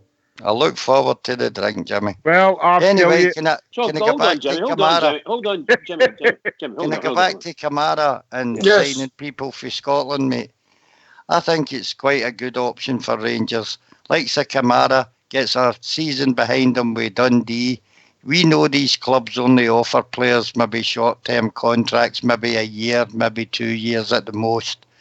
And players like him, when they come along, we should be able to pick up freedom of contract, mate. And that's the thing we should be doing, is picking out the best of what we see in the Scottish leagues for nothing. And I think there'll be another player at Kamara. I think the big boy at Hearts now, what's he called, Epicuzzi, the big number 9, looks another prospect who'll be out of contract shortly as well. So I wouldn't say I would abandon the Scottish market. What I would say is the place where Kamara came from, Morelos, came from Big Azure at Celtic, mate, the Nordic countries seem to now to be producing good young talent at a reasonable price. And I think we should be looking more over there. Can I come in there, Roxy? I'd love to agree with Foxy. I agree with him that I would only, in the Scottish market, I would only be looking for freedom of contract. That's all I would want. You can't cut your nose off this. No. I'm just saying. All I'm saying is, as far as I'm concerned, I wouldn't look in the Scottish market other than the guys that are coming up at the end of the season type thing, and sign them up. That's what I just said.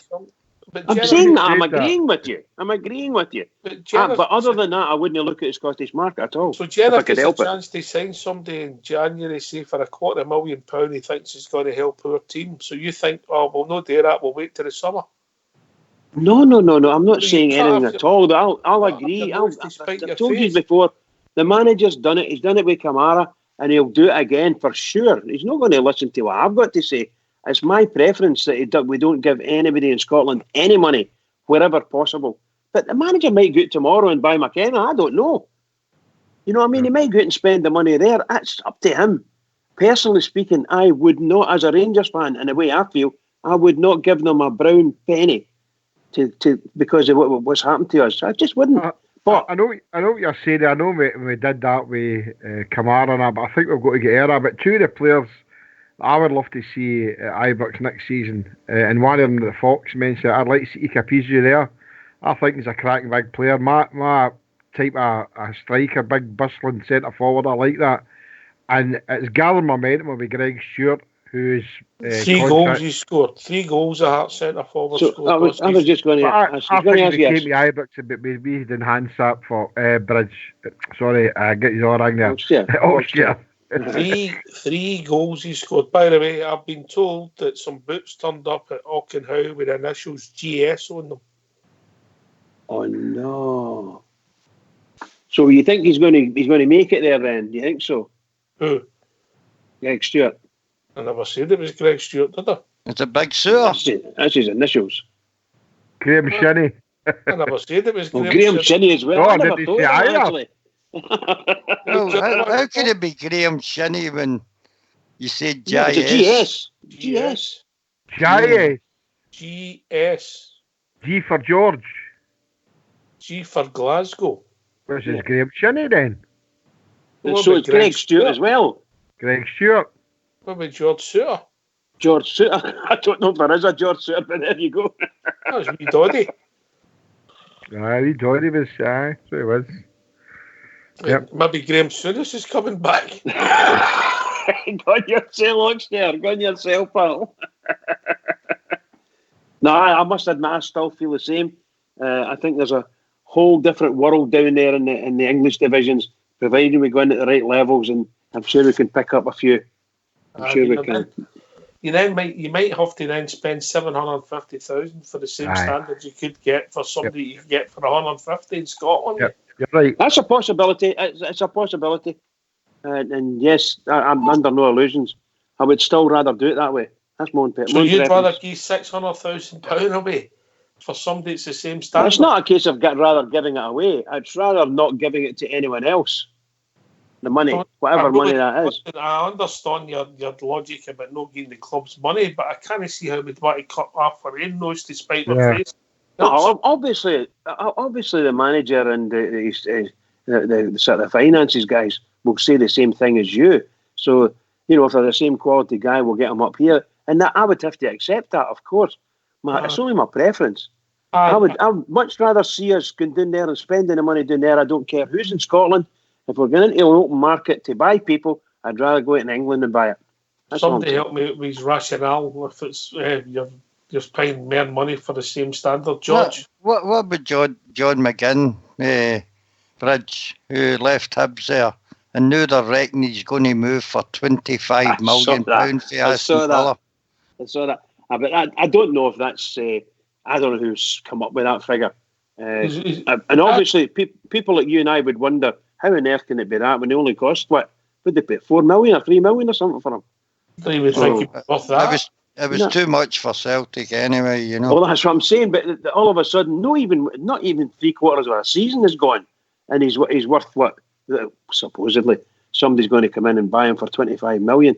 That's just their valuation, I would imagine. That's their valuation in the English market, so it might work out. It might work out for them. I don't know who would pay 25 million for him, to be honest. The one, mate, he's getting rare reviews down here. I don't see him. I just don't think he's enthusiastic, mate. Well, put it this way: if we could sign him, no doubt we say we would. I don't know if he's any better than what we've got. I wouldn't touch him with a barge pole, that's for sure. Who's that? John McGinn. Why not? Because his name's McGinn and his granddad was a Celtic man. He done the right thing. He walked away because he didn't want to be a bit part player. I think he's a fantastic player. That's just my opinion. No. Well, I watched him playing for Scotland, mate, and he never impressed me at all. You need to watch him playing for Aston Villa, and he's playing out his skin, folks. But he's playing in the Championship, mate. Once he moves up. Championship down there is a far better league than we're playing in here. I'm not saying it's no, Jimmy, but I'm saying once he moves up and comes against good midfielders, you'll see how good he is, Well, you might be right, mate, but I still think that it's a far better league. We can say that we're a great league, but we're no as great as we think we are. Do you know why we're not a good league, mate? You've got managers like McGinn, Craig Levein, him at Kilmarnock, who bring their teams up with cluggers and foulers and don't try. They would all end up in the same position, mate, if they tried and played football. Mm-hmm. The boys learn nothing up here. I mean, look at our international side. Absolute disgrace, Hearts are gone nowhere, aren't they? All right, they might give you on game at times. Poor team. Watching that. Team. There's no announcer football. Only the boy, is it Brandon, who was with us? Yeah. As a lad, the only one that done anything last night, football related. The rest was just pure endeavour, no skill, big better, not a bad old-fashioned centre half, enthusiastic, hard. But there's watching that every week. Oof. We need to be careful, but also, I mean, but Bridgman's saying it. I came with Bridgman's commentary, and he's stuck with that for the last couple of years. But I think we need to be careful. I mean, the boy Kamara, that's one for me. We've found him. We've only paid 50 grand for him, but the wee boy Lewis Ferguson for Aberdeen went to Aberdeen for Hamilton for 150 grand. You're probably talking a couple of £1 million for him now. You're talking about wee boy John McGinn. I think we need to start. I've said this a few times. I think we need to start taking these best players when they're available, even if it's the boy Shinnie. Is he going to find the Rangers? I don't know, but let's disturb them and let's take their captain again. Ryan Jack, is he the best player in the world? Let's take him anyway. Greg Stewart, these guys.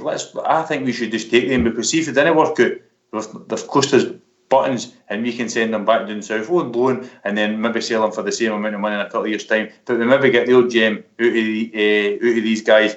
I mean, we're talking about the boy McGinn there. I think he's got to go places down there, if I'm perfectly honest. I've watched a couple of games, just highlights and things like that. He's been running the show. I mean, the wee boy Ollie McBurney couldn't kick a barn door when he's playing with Scotland a couple of weeks ago there. But he's scoring goals willy-nilly down there for West Brom or Swans or something. He's scoring goals for. That's the kind of player I like. If we're selling Alfredo for 8, 10, 12, whatever it is million, that's the kind of guy I would go for, that wee boy Ollie McBurney, because I think he's a cracking player.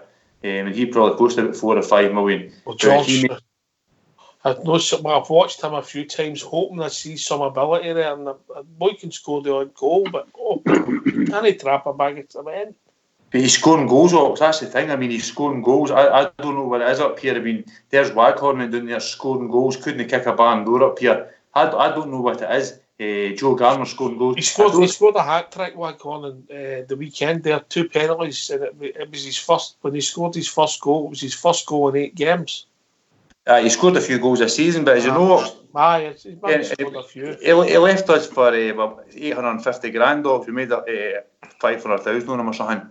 And then he went for 5 million, £6 million. So I think we need to be careful about allowing these guys to leave Scotland. If we get the chance to sign these guys, the boy Greg Stewart, I think we take a chance, and I think we go with them. People are talking about Tavernier not being the greatest. Do you know how I was saying the boy Greg Stewart? I don't think he'll be a guy that we would play in every game, but I think in the games at Ibrox against the teams with the 10 men behind the ball, he could do something for us about opening up defences. Because he can beat a man. We might not have that next season, because at the moment we might not have Kent. Jordan Jones will be paced, but we'll not have somebody who can beat a man. George? But it just goes to show you, Ox, when you bring a guy in, like we're going back to Kamara again. I mean, I think Kamara's hit the ground running because he's been playing in Scotland. If we can get a few of the guys that know what it is, I mean, the boy Greg Stewart, beating teams when he played with Kilmarnock and beating teams when he played. So he should be able to come in and do a job for us. The boy Shinnie, I'm not 100% sure about him. But if we can get the wee boy for Kilmarnock, they should be able to come in and do a job for us. Whether they're first team players or squad players, should be able to come in and do a bit of a job for us, Ox. I think that's the kind of guys we need. And that's what I was saying earlier. If we get these 3 or 4 top players that Gerrard's looking for, maybe another couple of loan players to replace Big Warrell, that next level, and you need to get these guys as well round about to fill up the squad, because I think there'll be quite a few guys leaving our team next year, Ox. I think Stephen Gerrard said a few weeks ago, who's with me and who's not with me. I think a lot of guys have actually failed, and so last night a lot of guys passed and done well.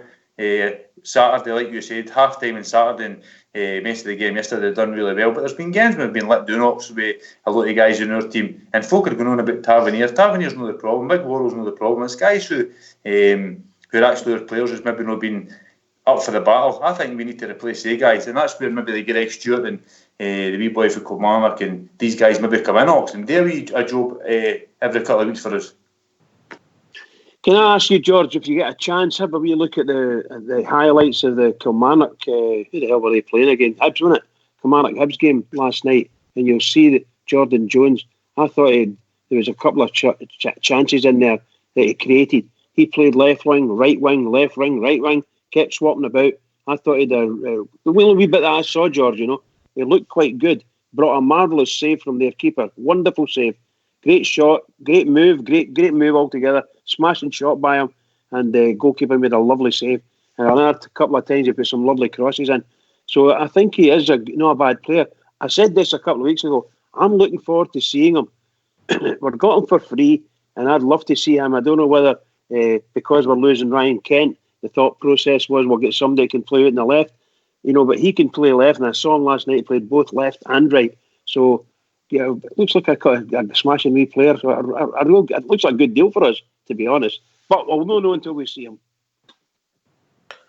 You're right, Bridge. You have to see players week in, week out. Every Absolutely. player you sign's a gamble. I mean, come on, let's be honest. The money signings this year haven't worked. Grezda, Barisic, and maybe even Katic too. Maybe he's been the most impressive out of the three when he's played, and he's not started that many games really.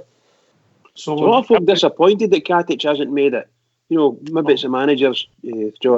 People thinking maybe this is the problem when you sign people on loan. You don't know what's in the small print. Yeah, Obviously, exactly. Maybe they felt at the time Katic wasn't quite ready, and so you don't know. He might come back a bigger and better player for his next season when he's a year older and got more experience under his belt. He's obviously these family issues, but Barisic at times gone forwards looked excellent. I just don't know if he's got the pace or the heart for Scottish football, which is mad really when you think about it with his Croatian internationalist. And Grezda, well, for me the jury's still out. GFK? I think, the transition next season, we can't be looking to be bringing in players that are just going to be a bit part players. And Jordan Jones looks a part, certainly. But it looks as if we probably could lose Ryan Kent. I've not got it to hand now, but I named 11 players I thought would leave next season. But we can't tinker with it too much. We need to make sure that we've still got a squad that's capable of competing. And we definitely played above and beyond what we all thought we were capable of, especially in Europe. And obviously we know we fell short in the other competitions. But I'd like to see Greg Stewart. I would take Capiscio. Would I take Graham Shinnie? No, I wouldn't. But if he came, he'd get my support. I just don't want to see it change too much. I want the quality to be brought in. And if the stories are true that there's a £30 million war chest, that'd be brilliant. I don't know if that's a true story or no. But I still would like Fred to stay, although I know you think I'm changing my mind. I've always said I want him to stay, but he needs to buck his ideas up. But if somebody come in and offered silly money for him, then he's got to go. I wouldn't sell him for the sake of selling him. If he's got to go for the money, then sell him, because we might never get an offer like that again. So, but we need to buy better next season. Now we need to scout a wee bit better. Can I ask Oxger and George and Foxy what they think of that guy for Hearts, that big Icky Peachy, whatever his name is, that Jimmy's talking about? Want to touch on my barge pole, mate? Right, okay. What about you, George? Maybe he's gone. Foxy boy. Sorry, George. He's not for me either. A few people talked about him last night as well, but he's not for me either. He's not got to come and sit on the bench. No, for me. I didn't get it. I think Fred will be away at the end of the season, Bridgeman, and I think we're going to have to replace him with a top player, because he's 22-year-old. He scored 30 goals this season. We're going to have to replace him with somebody as good as that. Have we got to get that for £3-4 million? I don't know if we're going to be able to do it. We're going to have to try. What about that stat last night that Jermaine Defoe's league goals are a lot? It's strange, yeah. Can you say that again? Alfredo's only scored 17 or something in the league, and Jermaine Defoe 6 or 7 now. His ratio minutes per goal is a lot better than Fred's. Wouldn't be surprised, yeah. Wouldn't be surprised. Because that wee guy steals in, didn't he? There was a couple of moves they had last night, and he managed to get away from them. He got a wonderful shot and it screamed over the bar. He looks as if he could. Very quiet, unassuming guy on the pitch, whereas Morelos is the complete opposite. He's just in there, sort of killing the place, killing the space, and killing the people running about him. And wee Defoe just worked. It just ghosts in. Some lovely stuff he had last night, holding that ball up, and he just gets his feet planted and they can't move on. Just really good to see. I'm really pleased for him, by the way, because I never seen it. I thought he was done, mate, and I know Yeah. it's only a game, but yeah. I'm interested to see how he goes on Saturday. If Fox asked a question, Bridge asked a question, Fox, you get an answer?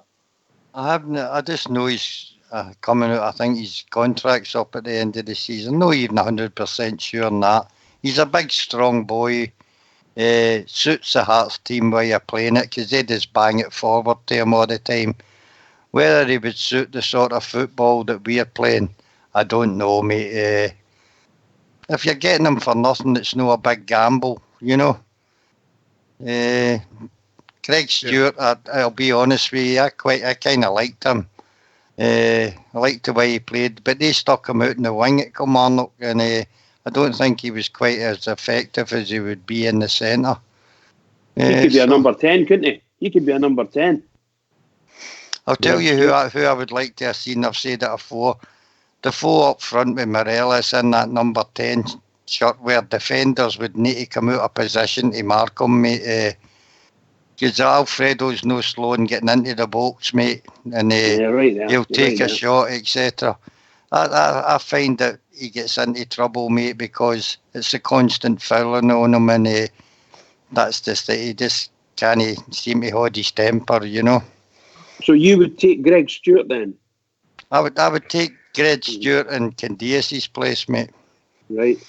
But I wouldn't have him on the wing. I think the way we played last night, where Kent, Davis and Arfield were swapping roles, and they weren't always stuck out in the wings. They came inside, and once you come inside, you've got more people against the central defenders, and I like it when it's narrow up front, mate, you know.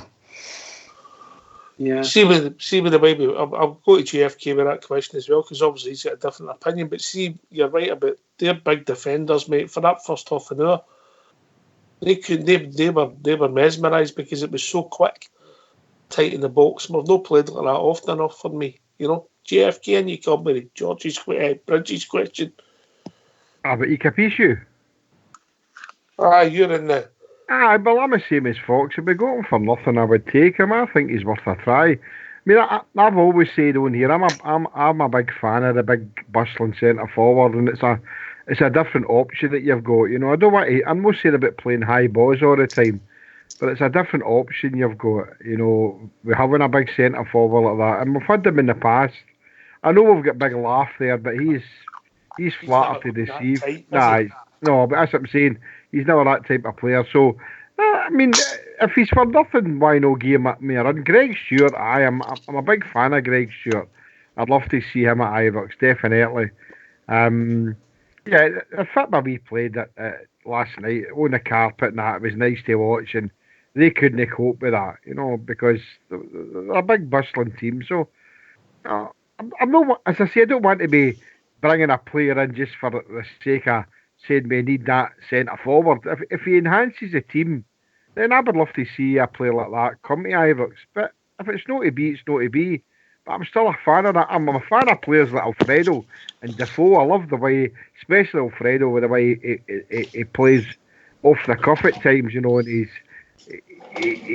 manic at times. He wants to get in there and win the ball and bring his own teammates into it. So I'm a fan of that, but at the same time, I've always been a fan of a big centre forward. So, if Ikapichu was available, I would maybe have a wee go at him, mate.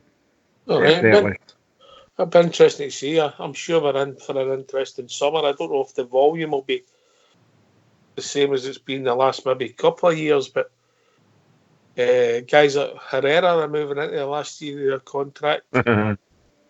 Who else? There must be a few. I think Candias moves into the last year of his contract. There must be quite a few moving into the last year. So Big Laugher now. Laugher, he was 2-year deal. I think Andy Halliday and Flanagan as well. Zeno coming in his last year. Did he get a year's contract, Fox, or a 2? I think he got a 2-year contract. Aye. So there's people there that are into the last year of their contract, you know. So interesting times. I think positive times for the club, Bridge. You're on mute, mate. last night I thought that when I watched him, I couldn't believe it was the same man. I thought John Flanagan had a tremendous game last night. He wasn't the star man, he wasn't the best player on the pitch, but for what we were expecting, I don't know what really to expect from him, but he actually played very, very well. I think apart from one tackle, I wasn't too sure whether it was a bad tackle or not, but he got booked. And I don't know what you guys thought. Was it a bad tackle? Was it was it just a Hearts player that went down? It was really a coming together, Bridge, but I think he gave it 60-40 in favour of the Hearts player, you know. So but yeah, I mean, and I agree with you saying, you know, I say that. No, I'm not a great fan of Flanagan. No, it was a curveball for me when he was included in the team, but I thought he performed well. I've got to put my hands up and say, I thought he performed all right. So, but he's still a raw player for me, and he done all right last night, but when you've been up against somebody with pace against him, of course, that's going to be a big week. In fact, you know, the worst game, I think, one of the worst games I saw on Hub was earlier on in the season when Greg Stewart played on the right for Kilmarnock. Yeah, it's very clever player, Greg Stewart. Very clever player. If you don't get goal side of Greg Stewart and stay there, he's going to take you to the cleaners for sure. For sure. You can't leave him, let him play his football. He's a one-day left foot, absolutely superb. Paul Flanagan likes a tackle, but Georgia. Yeah, he does. I think I thought he was quite good last night, when I seen the team sheets coming out, and I seen he was in the team. I kind of thought he would be, and it was either going to be him or Lee Wallace. I think Lee Wallace is finished, but when I seen him on the team sheet, I thought that could maybe be a bit of a sticky one to have him in the team, because you don't know how the team's going to react after Sunday. But to be fair to him, he was excellent. He likes a tackle, and the one where he got booked, the intent was there, Ox. That's the thing, it's the intent that I talk about now. I mean, back when Bridgman was playing football, that would have been a good tackle, but the intent was there. I don't know if I actually got the boy. The boy let out a bit of a roar and done a bit of flipping. That was right in front of me, actually, but I don't think it was a serious foul, Ox. But I've said this before. He's not really had many good games for us, Ox. But I think the guy's a good player. Is it because he's playing well out of position? And like you say, Tavernier's played every single game for us. So I quite like him, Ox. And that's the thing. I do quite like him, but I think there's a bit of player there. I just think we're not getting to see it for some reason. Maybe it's because he's playing on the left. I mean, it's if you're totally right-footed, it is a strange. Well, it's no natural to play there. I know it's been done before, but it's no natural. But we'll see him.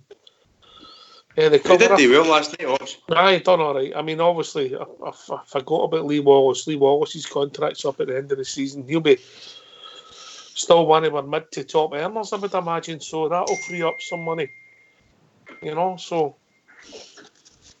Fox. So there we go. They're starting to evolve. They're in some of them. It's in the last year of their contract. Ox. They won't accept even being given a free, you know, because the money they're on at Ibrox, they're not going to move to another club that they're going to earn the same wages. So Lafferty will still be about for the next year, I would expect. Flanagan, I don't know whether he would move on or no. But Lee Wallace will definitely be gone, because there's been chances for him to come into the side if he was showing it in training. But obviously he isn't, and he's not getting his chance, so he's off, you know. His contract's up as well, I think. Aye.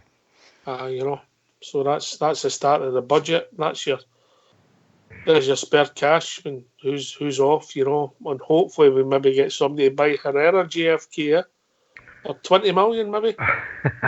we wish.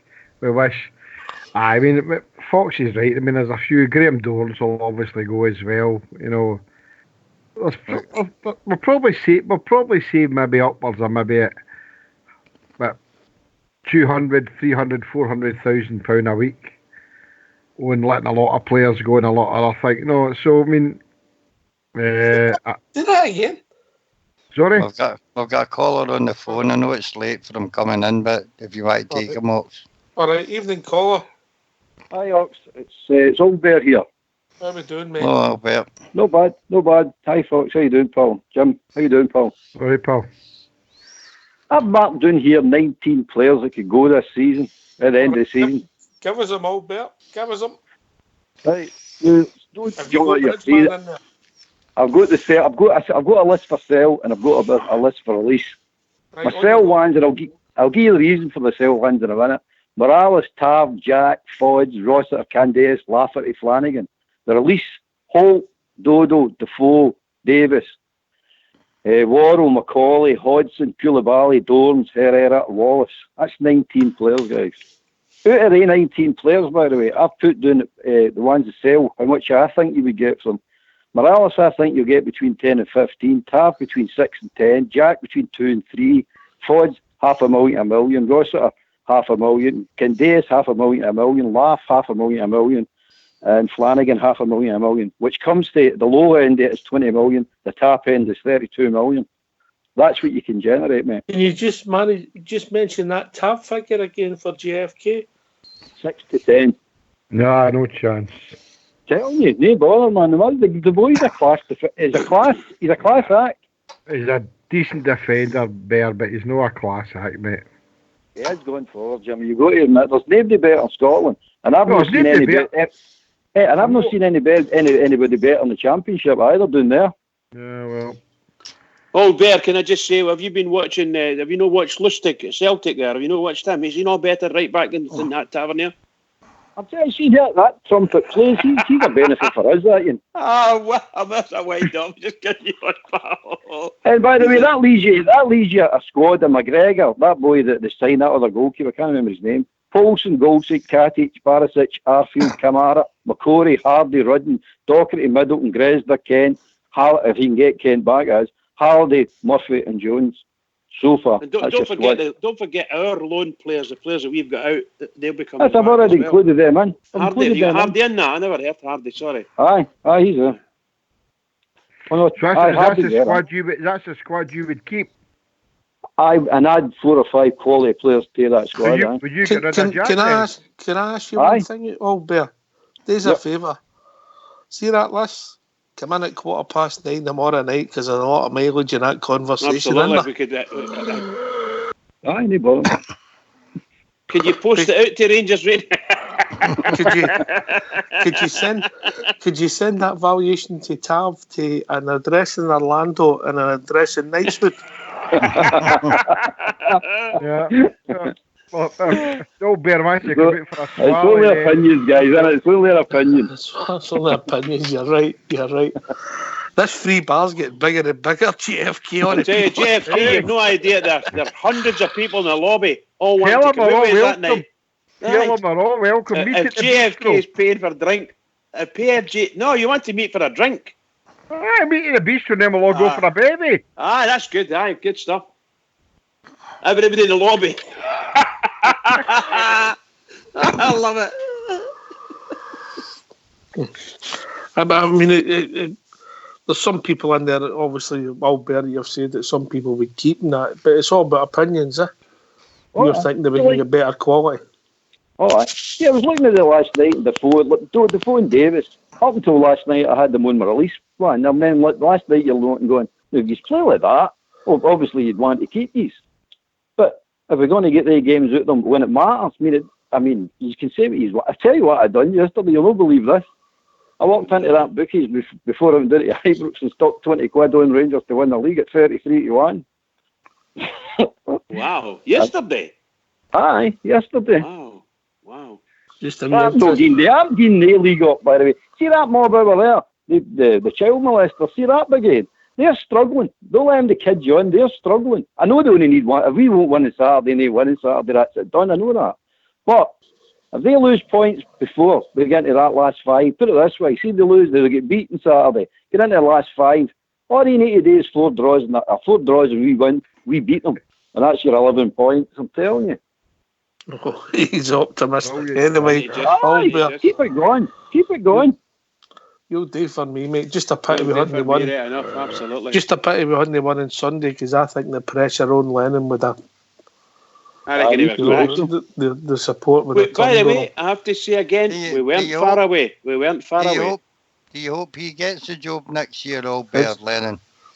Lennon, aye, definitely. He gets that job, we've won the league. I'm telling you right now, we've won the league if he gets that job. It's a yes for me also, Fox. Yeah. I don't care who they bring in. I don't care who they bring in. It's funny how Hibs have improved since he's left them, innit? Yeah. And yeah, I don't care who they bring in. I think we've got a good shout for next season. We've had The reason they brought him in, he's a professional victim. No, I mean, that's what he is. He's a professional victim. I mean, you remember last time he was there with Celtic, every time we beat them, we used to go up that Aston Lane, get somebody knock fuck at him. Sorry, guys. Sorry, guys. What's your language? What I did notice was he ducked when that firecracker came on the part and they thought it hit him in the face. Anyway, we've reached that time in the evening. Bridgeman? Oh, what can I say? What a lovely evening. Marvellous discussions. Well done to everybody and well done to our team and our management squad. Every single one is really, really great. Well done. So to all the Rangers fans all over the world, particularly Ranger fans on here on Rangers Radio, every single one is just keep it going for the Rangers because the Rangers really need us. They really do. Keep it going.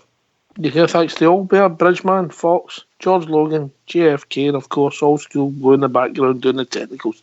This has been Rangers Radio. We'll be back tomorrow night between 9 and 11 talking about what Old Bear wants. Take it away, Old School Blue.